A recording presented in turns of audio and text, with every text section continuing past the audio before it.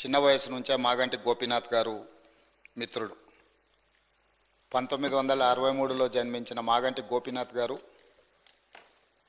విద్యార్థి రాజకీయాలలో చురుగ్గా ఉండడమే కాకుండా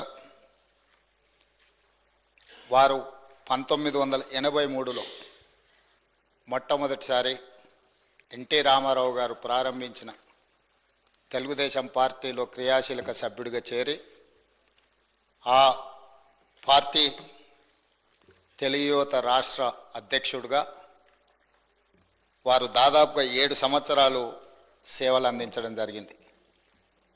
1985 నుంచి 1992 వరకు తెలుగు యువత అధ్యక్షుడిగా ఎన్టీ రామారావు గారి యొక్క పరమ భక్తుడిగా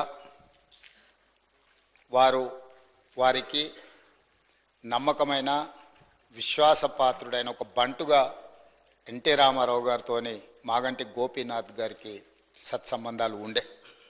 అదేవిధంగా వారు అర్బన్ డెవలప్మెంట్ అథారిటీ డైరెక్టర్గా హైదరాబాద్, వినియోగదారుల ఫోరం సభ్యుడిగా వివిధ బాధ్యతలను వారు నెరవేరుస్తూ వచ్చిండ్రు.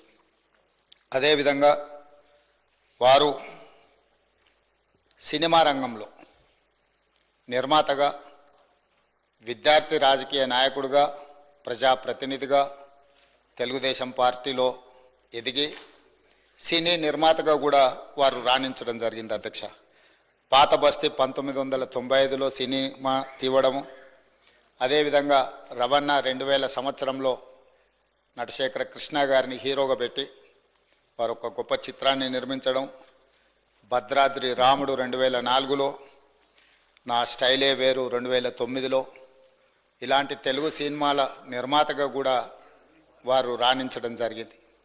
అదేవిధంగా వారికి నాకు అత్యంత సన్నిహిత సంబంధాలు, ఒక మంచి మిత్రుడు అధ్యక్ష మాగంటి గోపీనాథ్ గారు.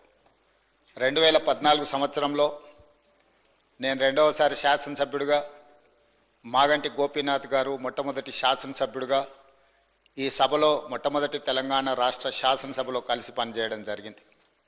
ఎన్నికల సమయంలో కానీ ఎన్నికైన తర్వాత కానీ వారు తర్వాత రాజకీయ విధానాలలో మార్పు వచ్చిన వ్యక్తిగతమైన మిత్రత్వము, అదేవిధంగా వారి యొక్క వ్యవహార శైలిలో ఎలాంటి మార్పు లేదు.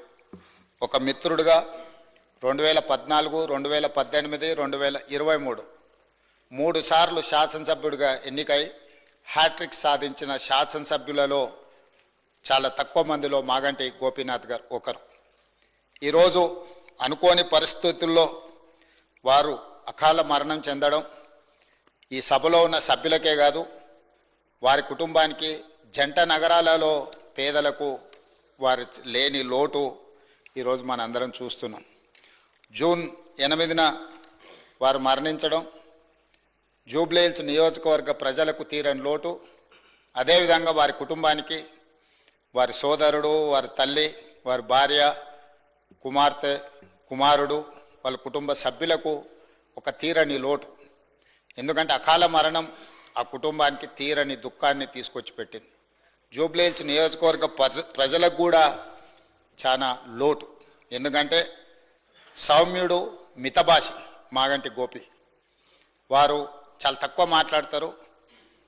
చూడడానికి క్లాస్ లీడర్గా కనిపించిన మాగంటి గోపీనాథ్ ఒక మాస్ లీడర్. జూబ్లీహిల్స్ ప్రాంతంలో ఉండే, ఆ నియోజకవర్గంలో ఉండే బస్తీలలో పేదలతో వారికి ఉన్న సన్నిహిత సంబంధాలే, రాజకీయాల పరిస్థితులు ఆటుపోట్లు ఉన్న 3 సార్లు శాసనసభ్యుడిగా ఎన్నికై ఆ ప్రాంత ప్రజలకు వారు సేవలు అందించడం జరిగింది. ఈరోజు ఈ సభ వారి కుటుంబానికి మనందరం అండగా నిలబడాలి. అదేవిధంగా వారి ఆత్మకు శాంతి చేకూరాలి. అలాంటి అరుదైన ప్రజాసేవలో ఉన్న ప్రజాప్రతినిధులు కోల్పోవడము మనందరికీ తీరని లోటు. అందుకే తమరి అనుమతితో ఈ శాసనసభలో ఈ సంతాప తీర్మానాన్ని ప్రవేశపెట్టడమే కాకుండా ఆ కుటుంబానికి ప్రగాఢమైన సానుభూతి తెలియజేస్తూ వారి ఆత్మకు శాంతి చేకూరాలి అని భగవంతుడిని ప్రార్థిస్తూ తమరి దగ్గర సెలవు తీసుకుంటున్నాను అధ్యక్ష. Request LA minister Shri Sridhar బాబు.